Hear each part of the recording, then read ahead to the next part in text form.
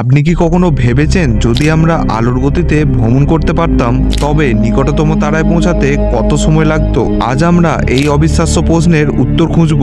আমরা জানি আলোর গতি প্রতি সেকেন্ডে 2,99,792 কিলোমিটার।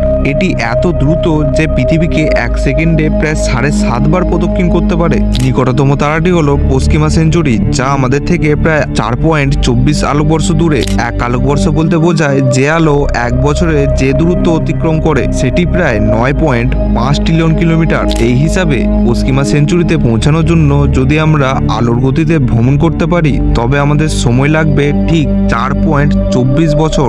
অর্থাৎ আপনি আজ যাত্রা শুরু করলে পশ্চিমা সেঞ্চুরিতে পৌঁছাতে 4 বছর 3 মাসের মতো সময় লাগবে। কিন্তু বাস্তবে আলোর গতিতে ভ্রমণ করা বিজ্ঞানীদের জন্য এখনো অসম্ভব, কারণ এটি আইনস্টাইনের আপেক্ষিকতা তত্ত্ব অনুযায়ী কিছু সীমাবদ্ধ তৈরি করে।